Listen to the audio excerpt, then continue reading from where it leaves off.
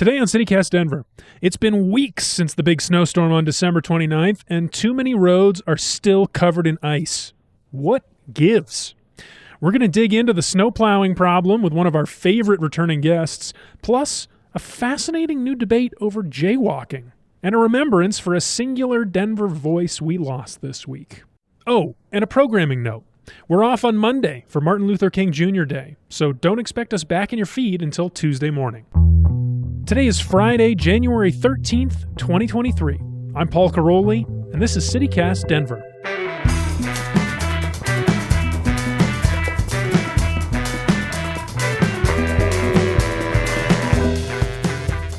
Welcome back to CityCast Denver, the show about the city with a lot of great places to cry.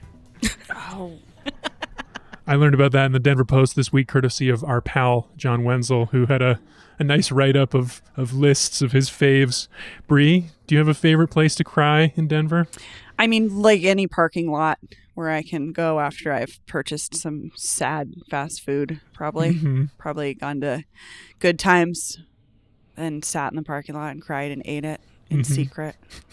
That's pretty good. It's a pretty good pick. It's pretty depressing. It's not as beautiful as the places that John laid out, for sure. Are there no parking lots on the list? I mean, I'm a big parking lot crier, too. I don't think he talked about parking lots. The big one was the Botanic Gardens, which I feel like is perfect. You want to cry and be seen. Yeah. But that area near the back, where it's kind of forested, and the back gate, that's a good Park. John Wenzel, that is some good research. Yeah. Well, you've heard her voice already. We've got one of our favorite returning guests in the studio with us today. You know her from her terrific weed podcast for Colorado Public Radio, On Something, and from her fiery takes on parking on the show last month. Anne-Marie Watt is back. Anne-Marie, welcome. Hello. Good to be back. Anne-Marie, do you have a favorite place to cry in public in Denver? I mean, like I said, I think my list would just be like a top 10 parking lots, really nice parking. Hey, in Colorado, there's some parking lots with some really beautiful views. So just going to put that out there. It's true. You can cry and be like, yeah, I am small and insignificant. I'm in this sea of a parking lot alone. Yeah. It's just me in the cars. Just me in the Subarus. Well, before we get into our big story of the day, I want to take just a second to remember a great Denverite who passed this week. Mary Voles Chandler was the longtime architecture critic for the Rocky Mountain News. As Westward's current architecture critic, Michael Paglia, wrote this week, she was one of the most significant voices in the history of Colorado architecture. Longtime listeners will actually remember hearing her voice on the show back in 2021 when she was one of the few defenders of the brutalism of the Denver 7 building that we could find to speak on behalf of that building. Well, I revisited her blog yesterday after I learned that she passed because I love her, as journalists do. Even when they retire, they can't stop writing. And she had this great blog. She talked about that brutalist building over multiple. It was like it reminded me of how I will just never stop hating Rhino. She will never stop defending this building that most people thought was ugly. And what I loved about her was some people would call her a curmudgeon, but there's this movement sort of against preservation because for some reason it has to go directly against the density conversation, which I think is baloney. Bullshit. I think it's bullshit. I think they can coexist. What did I say last time? Shoes. Shoes. Bull shoes. But she was just a staunch defender of preservation in the thought process that if Denver is really special, there's parts about it maybe we should keep so that people can remember and enjoy why it is special from now back, to the late 1800s, mid 1800s when we became this version of the city. And I just loved her bullishness about it. Yeah. Her writing just was I don't know. It's just something you don't see that much anymore. She just was a staunch defender of preservation in a way that I appreciated. She pissed a lot of people off, but that's what really good writing does. You know, true. I was very inspired by her. I got to interview her once about this piece of architecture that Denver threw away, the hyperbolic paraboloid I.M. Pei's building, and I just respected her so much for just standing in firm belief that architecture matters. Yeah. I love that. That's so well put. I mean, that's what I loved about her too. She was willing to go to bat for what she believed in. And she really brought it. Also, I mean, I only talked to her once, but she was such a joy. She was such a joy to talk to. It's so like, I don't know, it feels trite to say full of life now, but like she was really a vivacious person, and she will be missed. I would we can put a link to the show notes, maryvoleschandler.com. Her Chandler in Denver blog was sort of her post-journalism world. But she covered a lot of things that we talk about on this show. She talked about the Loretta Heights development and the connection with the West Side Partners and their work on the golf course. Again, you may not agree with her, but I think she just always put out a very good argument for whatever she felt was worth saving. And she talked about it even when she lost. Mm-hmm. And I just love that she never gave it up. Even if she lost a fight, she still was like, whatever, I was right. Yeah. Well, all right. I think it's time to get into our big topic of the day. Last time we talked about parking, hot topic. This time we got another controversial topic. It's something we've been talking about on the show actually a little bit already, but it remains the biggest issue in the city. It's been 2 weeks now, or 3 weeks since the big snowstorm. A lot of streets still not plowed. A lot of sidewalks still really icy. Lots of folks are saying the city isn't plowing the streets enough. And I mean, some people are saying it's fine. Lots of opinions on all sides. Let's get into it. Anne-Marie, why don't you kick us off? How are you feeling about the state of our snowy streets this past couple of weeks? Okay, I'm going to apologize in advance because I think every time I'm on your show, I'm going to say something about being from Buffalo. I was hoping you would. I'm curious about Buffalo. That's a snowy area. This is context. So a couple things. I would like to yell at every person who told me when I first moved here, oh, it just snows once in a while, and then it melts immediately, and then it's like it never snowed at all. Because that's not true. Mm-hmm. It's never been true, too. I don't know why people would tell you that. There's all these things. Okay, so I think the larger point here is like Denver's climate has changed quite a bit over the last several decades, and this is a part of this story, and I'm sure we'll get into that. But I think that idea has changed. Yes. I think it was like that maybe when I first moved here, like 6-ish years ago. I still don't think so. I remember battling these icebergs as a teenager in high school, trying to cross streets and stuff. Yeah.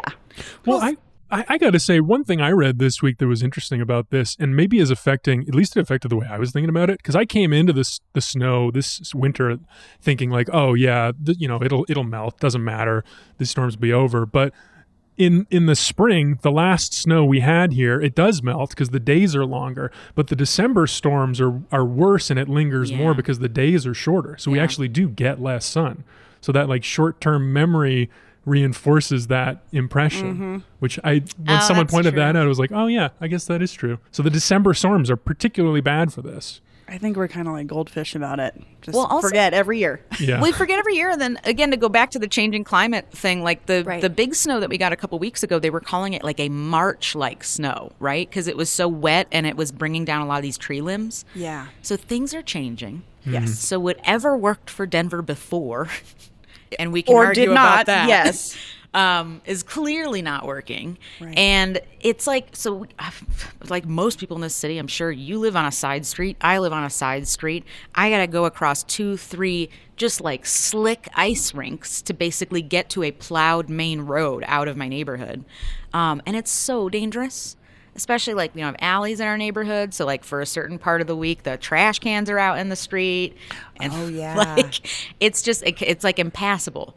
And I can't believe it. It's just like, it's always been so shocking to me when I've lived in this city. Like I would remember when I lived at Congress Park at first, and just like I had a lot of like elderly neighbors who are out there, like they're the ones responsible for shoveling their sidewalks. Right. They can't get their cars out. If they happen to be on a street that gets plowed, then the plow traps your car in. It just gets, I don't know. I would be curious too. I should ask my mom about this. Brooke celebrated 50 years as a nurse in the ER at Porter Hospital this week. Hey, congrats, Brooke. Congrats, Brooke. But I bet she sees a lot of broken hips around this time from folks going out to try to deal with it and then slipping and falling, because it really is dangerous. You bring up a point too, that Anne-Marie, that I think we do want to talk about, is this personal responsibility thing. Yeah. Property owner responsibility. Like, it's great in theory, but it never works. So maybe we need to change something about it. And this is because clearing sidewalks is the property owner's responsibility. That's what you're saying. Yes, whether right? you're a That's business that's our owner rule. or Yeah. a residential homeowner, whether maybe you own an apartment complex, it is your job to get it right, which I'm Let's sure talk. many folks who are renters could tell you, no, my building doesn't take care of No. Well, no. Or they live in this fantasy land where the renters will do it. And they're not, I'm sorry, this is not bashing tenants. I just don't think it's realistic to ask the average person to do that. It's not their building. No. And I didn't sign up for that when I had an No, old it's- landlord try to be like, we want you guys to take over the shoveling. And I was like what? Excuse No. me? that. You can use part of my rent to hire somebody to shovel then. Yeah. It's not realistic. And right now I live in between two rental properties and not I think the people on the left of me don't have a shovel. All right, so I feel like the question of the day is, does Denver suck at plowing? Yes. Like that's the question a lot of people are asking. Like, are we actually doing this wrong, or are there other factors we're not thinking about? And I wanted to just toss this out here for discussion. This is from an article from Denverite back in 2019. It was a pretty lengthy dive into this exact question. And I'm going to quote here. One major difference between Denver and both Minneapolis and Salt Lake City, which apparently get comparable amounts of snow, is Denver's separate residential plow program. These plow-equipped pickup trucks shave off only the top few inches of snow on Denver's side streets, as opposed to the 70 big heavy-duty plows that take care of the main streets, the regular arterials, fleet. yeah. So Denver also does not plow alleys or the sides of streets, and these small differences add up. When you look at the snow removal effort as a whole, Denver's snow removal budget is about $3 million. Minneapolis is about $13 million a year. So we are not spending as much. Did that number not blow your mind in how low it is? I'm going to be Bree Davies here and say, okay, the 2022 city budget included $567 million for safety. $567 million for police. Could we knock 10 of that off and put it in for plow? Well, you know because what that's I mean? safety. So it's also Absolutely. being able to walk on the if we're streets. talking about the perception of what is safety, for sure. But I think that there's ways that we could take care of this. Maybe next year we dump 20 million in and buy some new plows. Oh yeah. And then for the following years we have another extra 10 million in there for the labor side of it and the administration, keeping it running.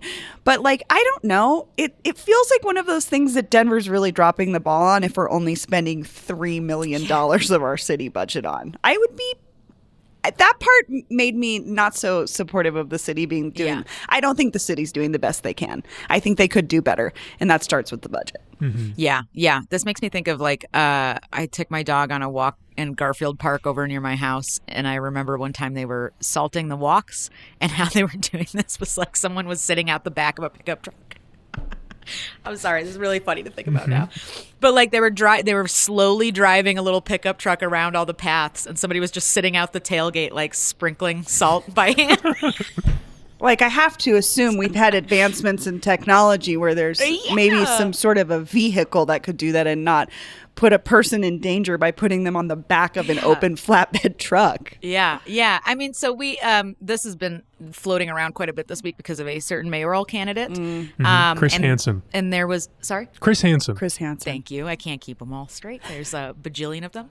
But there was a really interesting thread on Twitter from a city planner person who was talking about, a lot of the reason that that Denver's plan and other cities on the Front Range, the reason that they handle it this way is due to trying to manage the air quality. And it's not just about the emissions from the vehicles, it's about the dirt kick up from the road. Yeah. And so you can't just plow the streets. You have to put down something to treat it because the ice will melt and then it will get wet and slick and create more ice. Yeah. So they have to keep it from coming back. So they talk about having to spread the sand. That's boring. But No, I think it's fascinating. I think people want to know about this. I think it's helpful context. This hard de-icer versus the liquid de-icer that gets kicked up. Yeah. Well, and also it makes me think, okay, I'm from Buffalo. I don't think any city handles this perfectly. And I would point to Buffalo had a ridiculous blizzard a few weeks ago where the mayor was MIA and the streets didn't get plowed for a few days and people had to go walk out into these snowbanks that are taller than you to try to get food. So I don't think any city has this all figured out, but I do know that, the particulate stuff is not the only solution. There are cities that put some crazy liquid mixture on the roads. It's like beet juice or something like that. I forget what it's called. It's called like winter mix or something. Interesting. But it's just to say that, like, all right, it made sense for the Front Range at the time. There has to be There clearly needs to be a revisiting of all of this. Right, because we're not only looking at population changes and use of roads. We're, as you started this conversation, we're talking about the climate changing. Exactly. So the plan from 40 years ago is not going to work for right now. Well, yeah, and like 40 years ago, no one would have ever anticipated, for example, this cold snap we had several weeks ago where it was something like 48 states at the same time were below freezing. There's no way to anticipate that. And that for sure contributed to keeping the roads icy and dangerous. So I'm inclined to agree with you. I don't think Denver's doing nearly enough. I think something else that this thread had pointed out is that this touches so many other problems with Denver's infrastructure. So it's not just the roads. It's like if you walk or if you bike or take other modes of transportation. If anything, that's even more dangerous and scarier. And we've talked about this on the show many times, but like it's almost impossible to get around certain parts of the city in general because of our missing sidewalks, which again, Jill Locantori and the Denver Deserves Sidewalks initiative is addressed. But I think what that initiative does too is push it more to the forefront and say, Denver, look, this is what we want. Now we want safety. Yeah. So it's like even like the bus stops will be just like encased in ice. It's so unsafe for so many people. Super unsafe. And this thread was talking about how like Denver's drainage system will like channel ice and snow into those walkway crossings. And then I think this is going to maybe get into our next issue, which makes the intersections really hard to get through for people who are walking. It's just like, it's a whole mess. And it's like, at the end of the day, this is an issue that gets at just the usability of a city, right? And it's that number is still blowing my mind. 3 million, that's it. It's so paltry. Well, and that's what the other thing that this guy, Jim Charlier, was pointing out was that was an intentional choice back in the 80s. It was budget constraints and it was this air quality issue. I actually reached out to DOTI for a comment on this thread to see if they And we've been talking about Jim Charlier's thread, right? Yeah. Andrea mentioned it. He's the planner. Okay, I just wanted to connect the dots. Yeah. Thank you. So he was talking about how this solid de-icer was contributing to the brown cloud, and that was a big political problem. But what DOTI says is that, and this is just, I'll post more of this into the show notes, but they say that DOTI says that they've actually changed the balance of what types of de-icing materials they've used, and they've achieved a 72% reduction in emissions from snow removal operations in the area, the central business district, from baseline levels of salt and sand applications established in 1989 when this whole thing was debated last. Oh, 89. So they have gotten more efficient in terms of the climate, impact of the plowing operation since then. Something's got to give, though. I would say this is a great opportunity for our mayoral candidates to present a plan, not just a Twitter poll. I would really love to discourage the Twitter poll. It makes me think less of you as a candidate. I want to know what you think we should do. Yeah. I don't want you to ask me what I think you should do. Well, for what it's worth, I decided to take this off of Twitter. I asked the Chris Hansen campaign directly for a response to Jim Charlier's tweet thread as well. Great. He says that he saw Jim's thread. He thought it was fascinating. And he actually says that he thinks he and Jim have a much broader agreement on the issue than anyone might realize. For instance, we share a very real concern about Denver's air quality, particularly regarding particulate emissions, which Jim did a great job of detailing. So it sounds like Chris Hansen would be ready for a broader conversation. I don't think it's just, he says specifically, like, it's not just about more plowing. That's not what he's calling for. He wants to have a real conversation about it. That's what he conveyed to me. Yeah, there's got to be something. It's just, I can go on about this all day. I know, me too. I was like, all right. Give. All right, well, before we move on from this issue, we did reach out to Jim Charlier for more, if he wanted to explain his comments a little bit more, and we got a couple of minutes with him. Our producer, Aaron O'Toole, caught up with Jim earlier this week. So we're going to hear from Jim, and then we're going to go to a quick break. So it's important to remember, and a lot of recent arrivals might not know this, that we had a pretty significant brown cloud in the 70s and 80s and into the 90s.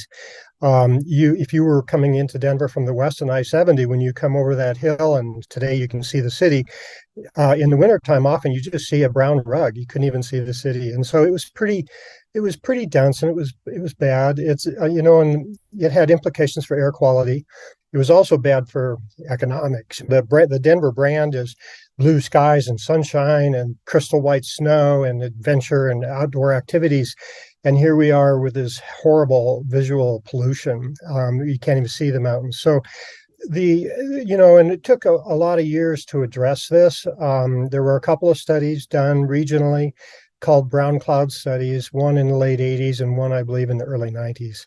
And the revelation that came out of those was that one of actually the principal cause of the brown cloud was particulate matter. And the primary source of that particulate matter was the dirt thrown up off the streets by traffic. Eventually, the Front Range public works departments realized that with some modern snow management techniques, they could make a lot of that go away. And so that became, a public debate, and there certainly were pros and cons, as there are today.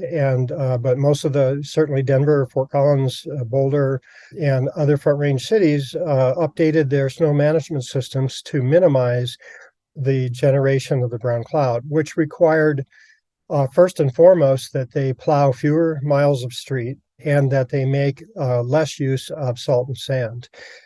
So that's basically how. I mean, there were other factors. It's expensive to plow streets, and so we wanted to reduce our budgets and save money. There were air quality implications of the emissions that come from plowing equipment and so forth, the snow plows. So all of that mattered, but the most important thing was just to reduce the direct throwing of dust up into the air from motor vehicle traffic. My concern was that a lot of people don't realize that if we started plowing all of our residential streets after every snowstorm and we really ramped up our snow removal program, that would cost money. It would have air quality implications, that we went through a long process to get where we are, and to some degree we'd be backstepping. And I was just concerned that people just simply didn't know that. And I just felt that, good debate. We should have a debate about our snow management systems. We should do that on a regular basis anyway.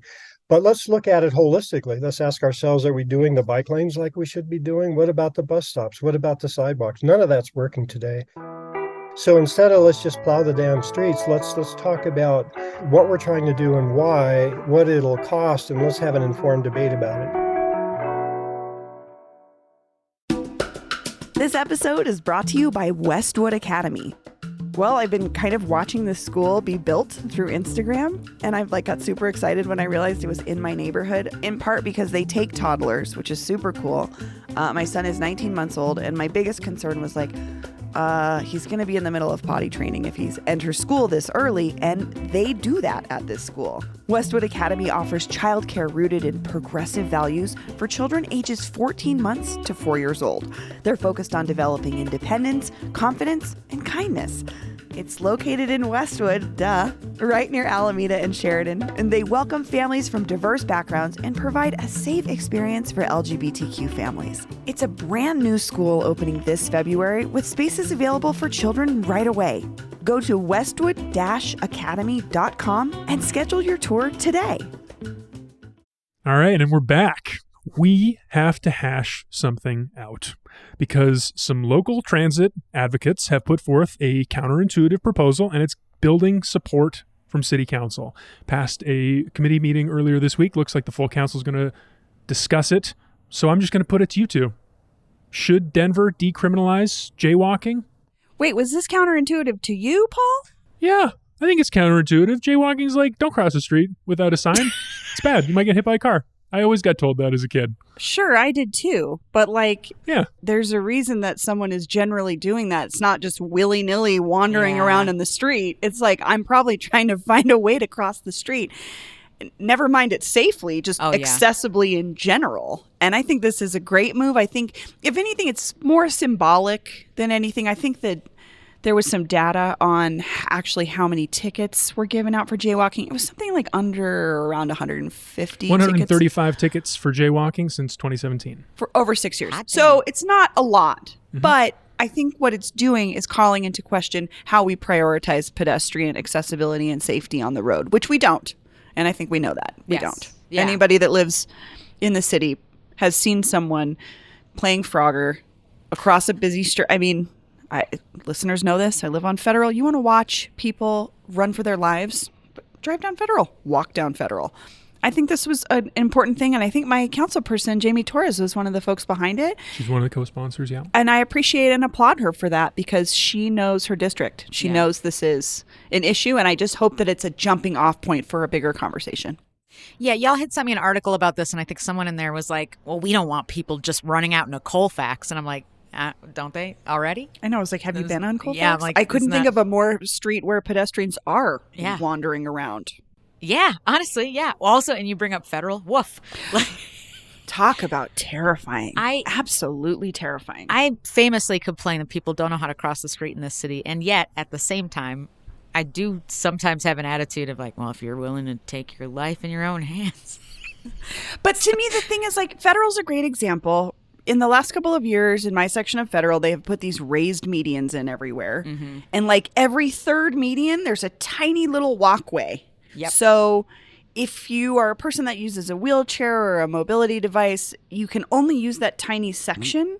And then otherwise, I get that the medians maybe are for slowing folks down, but they're just still creating more barriers for pedestrians to get across the street. And the reason that most folks are doing that along Federal is because there's lights, but like you may have It's like 6 lanes. Yeah, you might have to wait, and you also may have to walk 3 or 4 blocks to get to a quote safe pedestrian crossing to cross those 6 lanes. And if you've got children with you, if you know what I mean, or a person who uses a wheelchair, that's like a dangerous proposition. But also, should you have to walk 4 blocks up to the crosswalk and then 4 blocks down to where you were trying to get to? No, Exactly. Well, but decriminalizing jaywalking would say to that person, like, go ahead and cross wherever you think it's safe?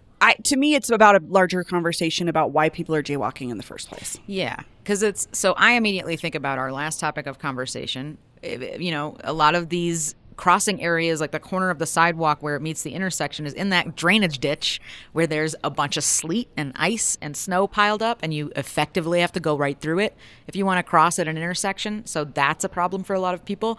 We live on a side of town where a lot of the sidewalks are busted up or maybe blocked, and you might have to just literally walk in the street to be able to go where you need to go. I just think it doesn't make any sense to hand out tickets for this as long as the infrastructure is what it is. Right. Yeah.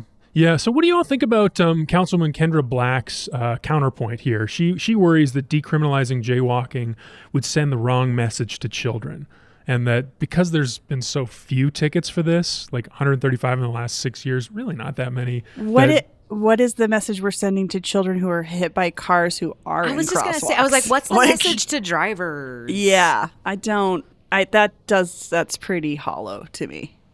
Also, her district is a district that has giant roadways. Hampton, Monaco. I grew up over on that side of town. Crossing those streets is terrifying. Yeah. Of course, you try to do your best to be in the crosswalk, but I'm not going to lie and say I didn't need to cross somewhere else as a kid when I was crossing Monaco to get to Cook Park or whatever, or where Cherry Creek Drive. I mean, it's just like there's a lot of ambiguity in these roads too, and pedestrians are trying to navigate something that they shouldn't have to, frankly. I think it should be safer for pedestrians. We're all pedestrians outside of our cars. We seem to forget that sometimes. But I was looking into the history of jaywalking because I assumed it was racist, you know. But and that's one of the arguments for the racial disparities in who was being ticketed here in Denver was obviously overwhelmingly not white people. But when I looked into the history of it, this was a response from automobile manufacturers when they started to realize that if they were going to dominate streets, they had to make it scary for pedestrians to be out there and put the onus on the pedestrian, because prior to automobiles, pedestrians did rule the streets. Yeah. Like there weren't even sidewalk or there weren't even crossing marks, you know, at the turn of the last century because people didn't need them. They just walked in the street. Yeah, that was the argument I found most interesting, was this like historic, like before the car industry came and decided this was a crime. One advocate, Alan Cowgill, described this Oh, this I love Alan. idealistic vision of back in the day, we had trolleys, we had horses, we had people walking down the street, we had bicycles, and the street was a public space meant to be shared by everybody. Yeah. This like shared street idea. Think about all Do you think we can get back to that's that? so crazy and famous- radical. Think about all the famous pictures of New York at that time. Yeah. It's a bunch of people in the street. Well, and I think that's also when you think about the fact that like some of these streets that we sort of shut down for more pedestrian access during COVID, like the fact that that was some the of that is best. becoming more permanent, I think that's even more reason to talk about getting rid of this, right? Is like you are inviting more people to hang out in the street, literally. Well, and why couldn't we have continued on with that trend or however you want to call it? Depending on what neighborhood you live in. I know, it's true. Well, I was thinking about it because I was crossing over today. I was driving from Logan. I turned onto 12th to come down to Lincoln. And Logan is this kind of little skinny street that would be perfect for not cars. I know. Like I it, would and love it to see wouldn't more take people that do much away from cars' accessibility. To me, it's to help push a bigger conversation that we need to be having about pedestrians in the city and the space that they should have, we should have as pedestrians. And I think that Kendra Black is wrong. I will say that. I respect her as a councilwoman. I think she is wrong. I don't think any child is going to get some wild notion to start running in the middle of federal, because chances are We if should you, ticket the children. I know, like if you not see a me, kid it's the running children that are wrong. in the street, they're probably with their parent trying to cross it.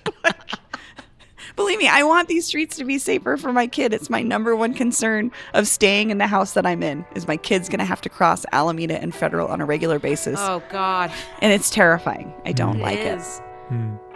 Well, it seems like we've got a consensus here. This seems like a easy yes Easy from fix. from Would you our change your panel mind?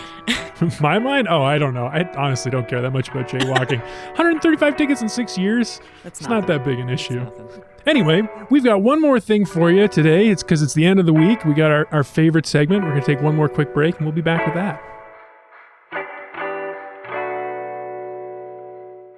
All right, it's the end of the week here on CityCast Denver. That means it's time for the official maybe for your weekend, as in maybe you'll see us there, because as usual, there's so many cool things happening in Denver this weekend, and we have opinions. Adrian Gonzalez rounds up his best bets in our newsletter, Hey Denver, every week, and he's here to give us his top picks. Adrian, welcome back to the show. Hello, Paul. Good morning, team. Hi. It's your friendly neighborhood Tio here to tell you about some of the things happening this weekend. Bring it on. A little bruised up, so I'll be healing a little bit this weekend from a fall on an icy sidewalk. Yeah, you Very mentioned timely. that. You too. They did. Do you want to weigh in on the snow plowing situation, Adrian? You know, it's an interesting conversation to me. I love hearing all the context, the historical context of it. It's always bad. It's never been good. I've lived in just about every neighborhood in Denver. I will say, I should knock on wood, this is the first time I've ever fallen and slipped. So let it be the last. Hope you feel better soon. All right, let's get into our events. Adrian, what do you got for us? All right, I got a few things. The first one is actually early today. It's a double header, actually. A friend of the pod, R. Alan Brooks, Oh, yeah. who is Alan. a local illustrator, art teacher, just an all-around great person.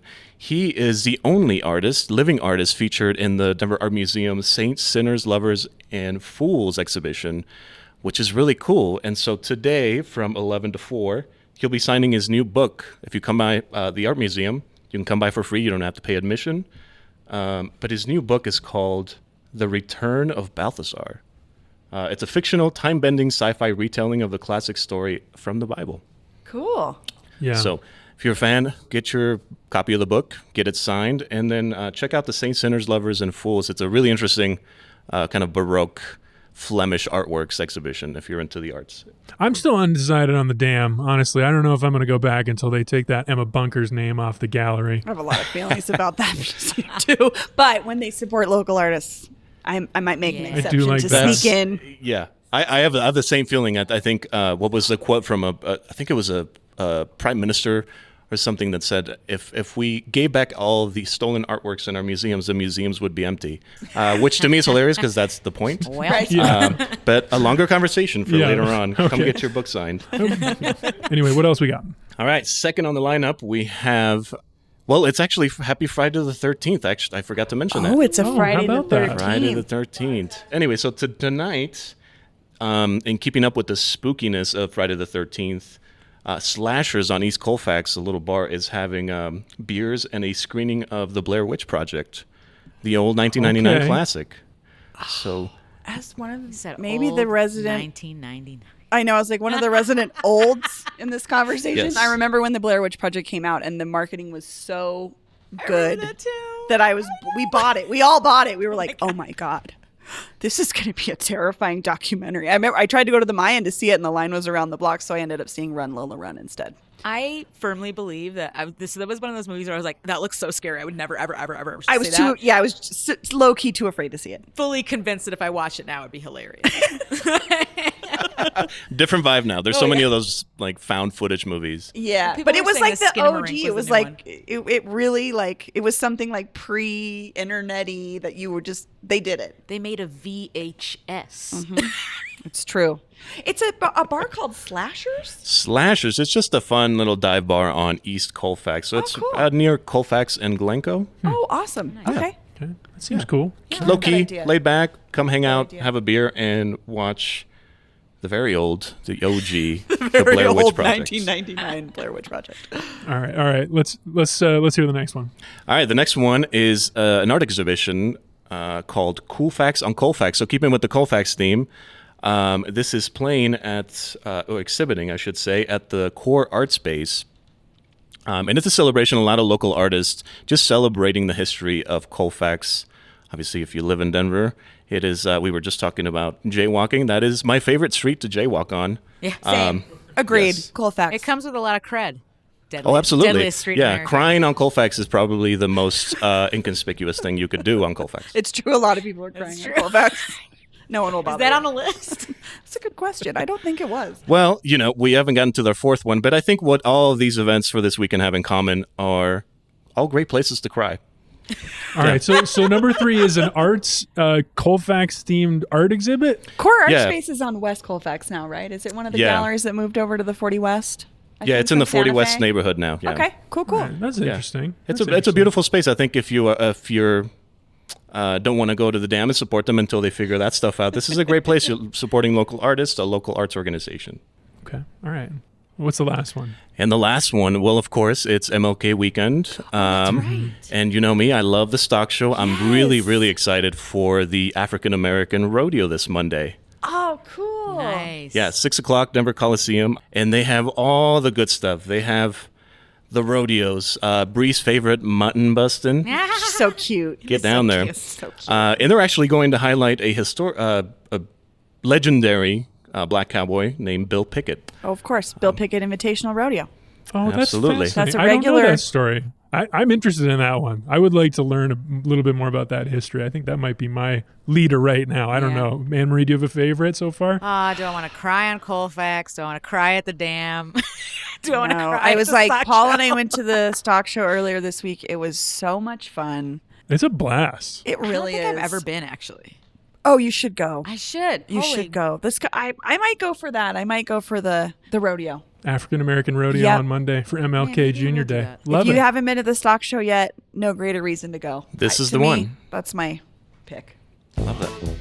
Well, I think that's it. Yeah. There you have it, the official CityCast Denver maybe for your weekend. But there's way more where that came from. Adrian's got plenty more recommendations in our newsletter, Hey Denver, which you can subscribe to right now by texting Denver to 66866. Adrian, Bree, Anne Marie, thanks so much for joining me. Thank you. Thanks, Paul. Happy Friday the 13th.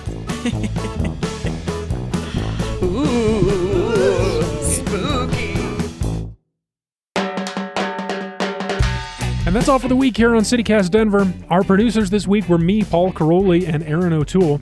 Adrian Gonzalez writes our morning newsletter. Bree Davies is our host.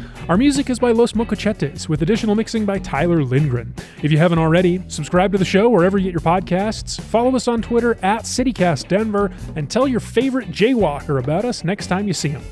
You can sign up for our daily newsletter, Hey Denver, by texting Denver to 66866 and learn more about us at denver.citycast.fm. See you on Tuesday. Remember, we're off on Monday.